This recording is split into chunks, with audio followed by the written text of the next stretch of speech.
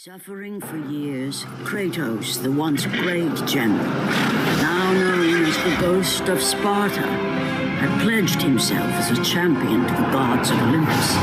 In return, he hoped only to rid himself of the nightmares that haunted him for far too long.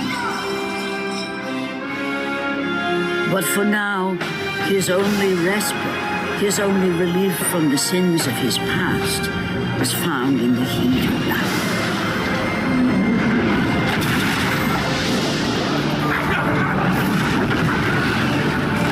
And on this day, Kratos had been called upon by the gods to confront an unthinkable evil unleashed on the city of Attica by the invading Persian army.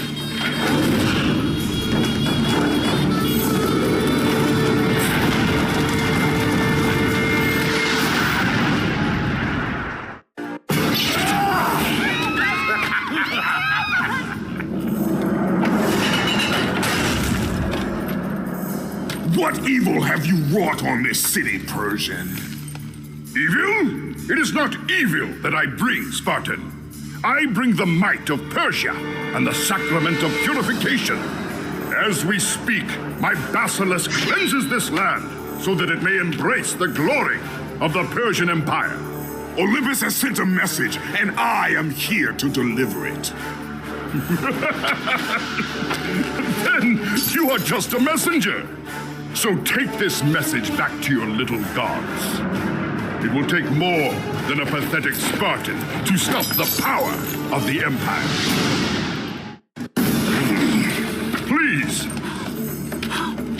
Please, spare my life, and I will give you all that you ask. You have nothing I want, Persian. Take my kingdom, my women, my gold. I won't take your riches, but I will take your life. Fulfilling his commitment to the gods, Kratos defeated the basilisk brought forth by the Persians.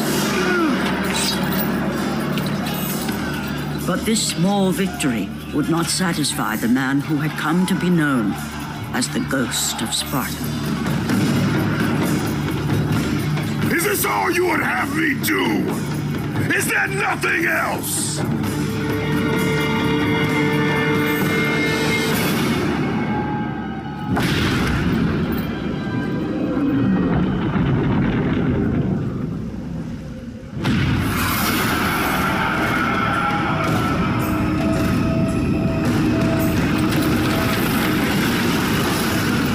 Seeing the sun plummet through the sky and the world plunge into darkness, Kratos knew this was not a sign from the gods.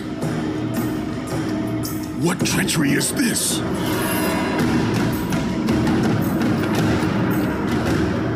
Setting his sights on the glowing horizon, Kratos made his way toward the mysterious light. But there was more afoot than Kratos could possibly know.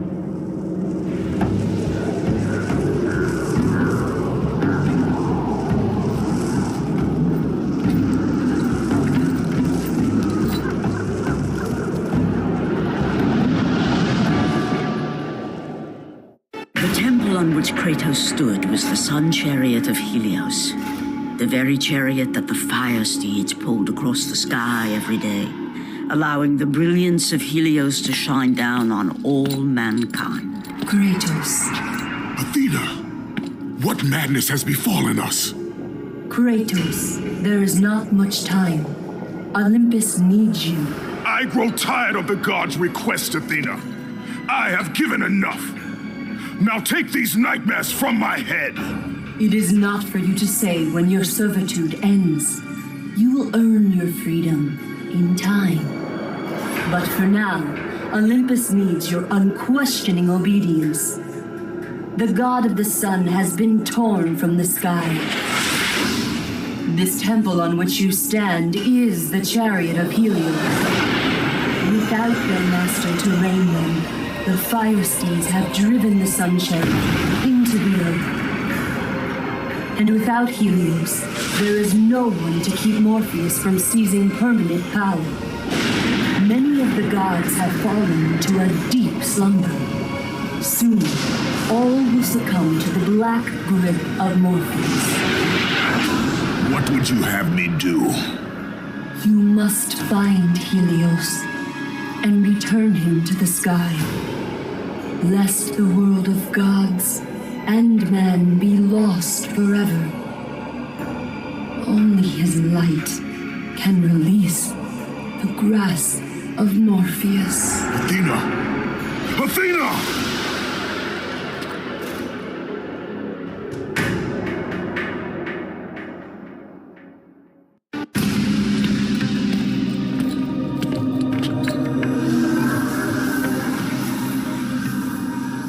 I am grateful you have come, Ghost of Sparta.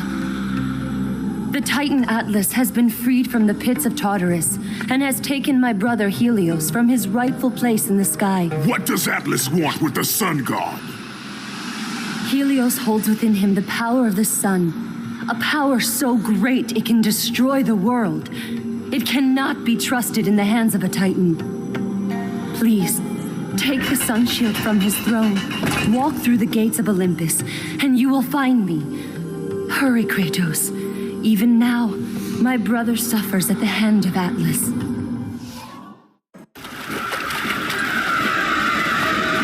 As Kratos entered the cave, Eos, goddess of dawn and sister to Helios, sat above him, visibly weakened by the absence of the sun. All glory be to Lord Zeus for granting you safe passage to me. The king of the gods does not aid me, Eos. I am but a slave to Zeus and Olympus. Save my brother, Kratos, and he will convince Zeus to release you and rid you of the horrors of your past. I give you my word. The gods have broken their word to me many times. Forgive me if I find it hard to believe your promises. Be that as it may, Kratos. The primordial fire is almost out. Without Helios, the life-giving light of the world cannot be sustained. If you do not find him, only darkness and death awaits all of us. Where has Atlas taken him? I do not know, Kratos. Follow the passage out of the cave. Retrieve the fire and it will light your path to the remaining steeds. They will guide you to their master. They will take you to my brother. May you go with the speed of Hermes, Ghost of Sparta.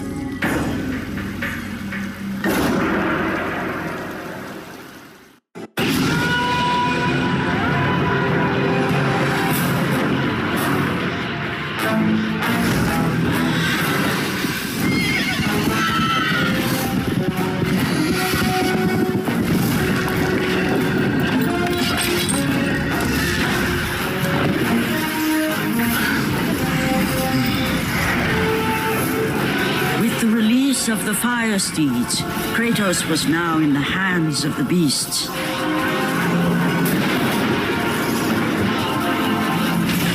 And where they would take him, he did not know.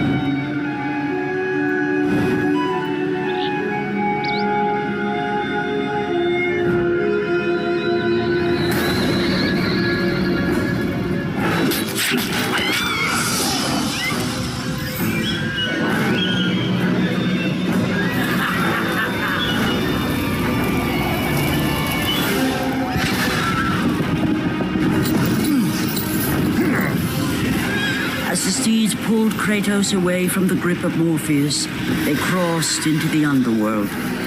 But in the land of the dead, they could go no further, for these beings of light were not welcome in Hades.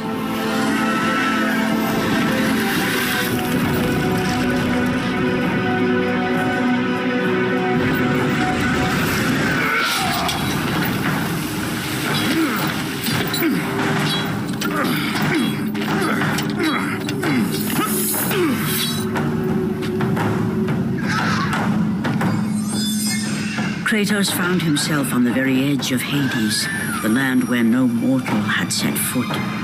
Here, where the souls of the dead walk their fated path, Kratos knew that for him, this was merely the beginning.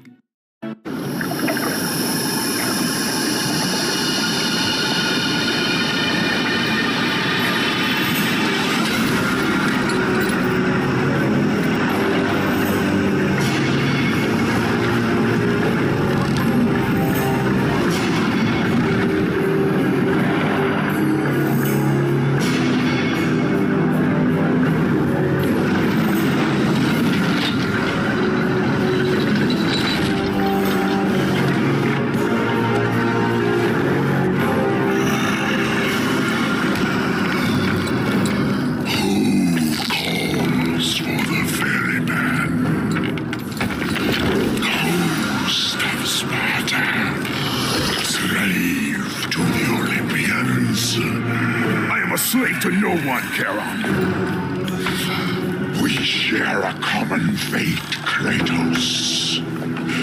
The gods will release neither of us from our torture. Be gone. It is not yet your time, mortal.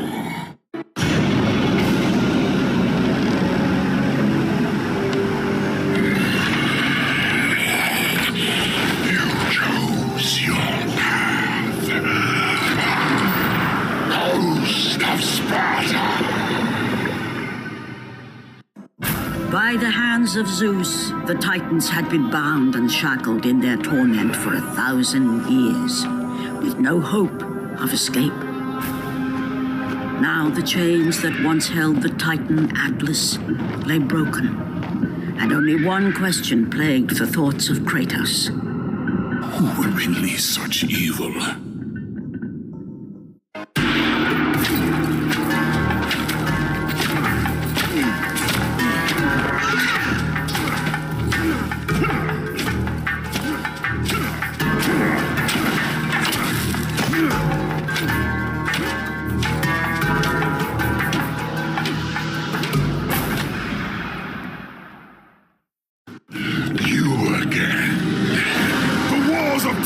Would not hold Atlas, and they would not hold me either. The gods have obviously taken pity on their slaves. You underestimate me, Charon. This time I will not be so merciful.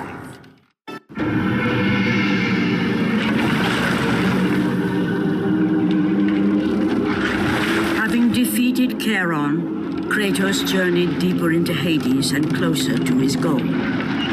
For in the distance, the bright light of Helios illuminated all of the underworld.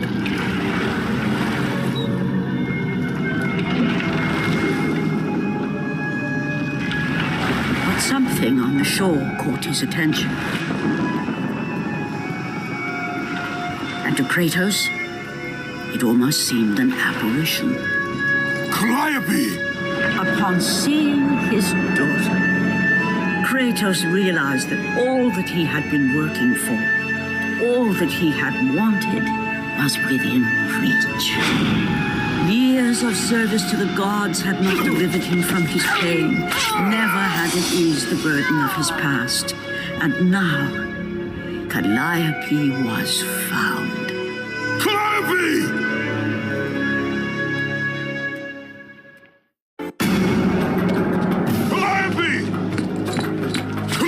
Where are you? Kratos looked, but his daughter was nowhere to be seen. In the middle of the room sat a graceful figure, a figure he recognized all too well. Persephone, wife of Hades, and queen of the undead. Where is my daughter, witch? Choose your words carefully, ghost of Sparta. You address the goddess of the underworld. Your daughter is well. She lives among the pure souls in the Elysian fields. Lead me to her! Have you forgotten, Kratos? The Olympians need you. They slumber at the hand of Morpheus. I have faithfully served the gods, yet they do not give me what I ask. I grow weary of their demands. The gods on Olympus failed me too, Kratos. I was betrayed by Zeus and tricked by my husband Hades. Now I am to stay in the underworld as queen of the dead, to serve the fallen and care for them as my own children. Persephone, I demand to see my daughter. As you wish. If Calliope is your true desire, I can help you. But be warned, Ghost of Sparta. The world of man will suffer because of your choice. I care little for the world and its suffering. Where is she? If you are to see your daughter again, you must become worthy of Elysium. Cast your weapons at the Forsaken Tree, and let it release the evils of your past. Only then will you be free of your sins, and be granted passage through the divine gates.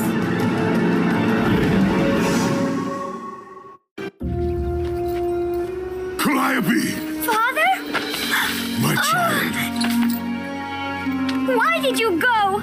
I am here now, child, and I will not leave you again. I have watched over you pathetic mortals for 1,000 years, and it is always the same. Serving yourself before the needs of others has always been your flaw. But no matter, for now you serve my purpose. It is time for all that came before to end. The Titan will fulfill his role and finish what I have started. I released Atlas. You? As you were pathetically disarming yourself, Atlas completed the task I set him out to do. With the power of the sun in his hands, it is only a matter of time before he destroys the pillar that holds the world. And Olympus with it. But why? Do you think it was my choice to wed a man I did not love? Live a life I did not choose?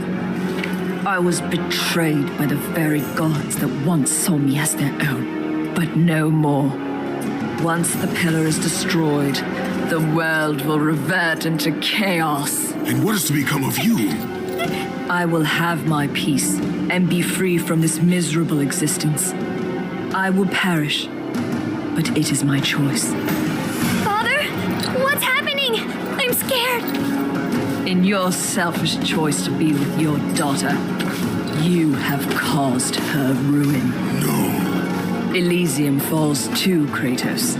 She will perish. No! I will not let the gods take her from me again! Father! The choice was clear to him, yet impossible to make. To stay with his daughter meant the end of the world and the end of her. To stop Persephone and Atlas would mean forsaking his daughter forever. While his hatred and anger for the gods grew ever stronger, he knew there was but one thing to do.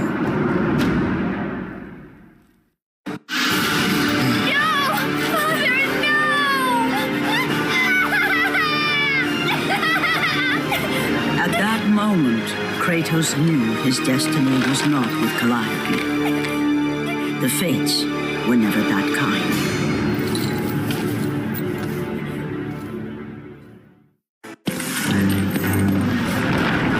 Spartan, witness the end.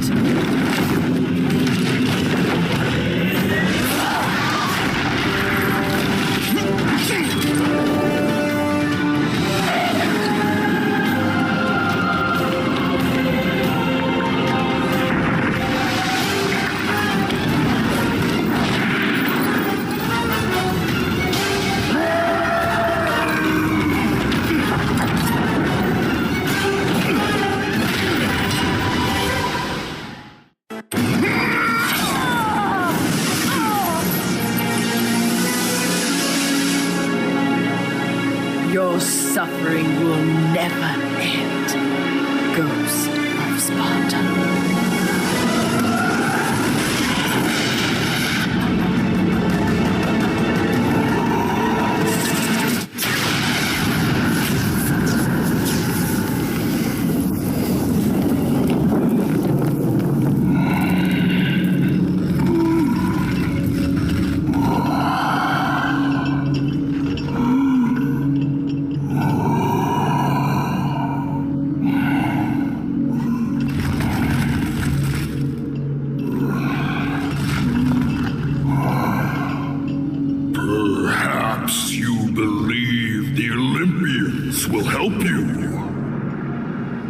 But I ask, where are your gods now, Kratos?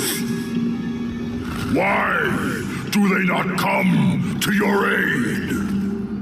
I do not need the aid of the gods! But my path is now clear to me. I will serve them, and they will keep their promise to free me from my past! I ask you, Spartan, what good is the promise of an Olympian? It is all I have, Atlas! We will meet again, Spartan. The fates have deemed it. One day, you will regret what you have done here. The mighty Atlas was left enchained, cursed to forever hold the world on his shoulders. Greater penance than even Zeus himself had placed on the Titans. The fate of Atlas had been sealed, and the goddess Persephone was no more. Kratos had saved mankind, but that mattered little to him. By forsaking his daughter, he had abandoned the only person he ever cared for. What he had long sought and finally found was now forever lost.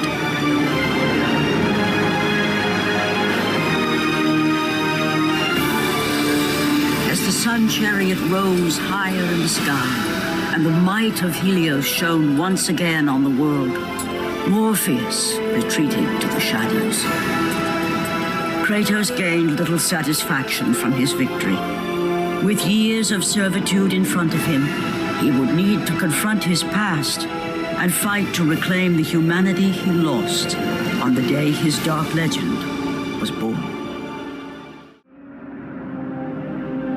The dire toll of his relentless battles finally caught up with him as Kratos fell from the chariot to the earth. Was this sacrifice too much for one to bear, even for the man who was known as the Ghost of Sparta?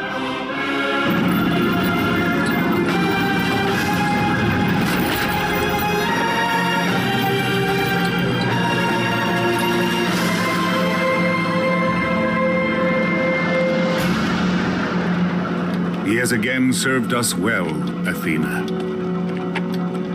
He is a remarkable mortal. He is weak. Shall we help him? He'll live. They must.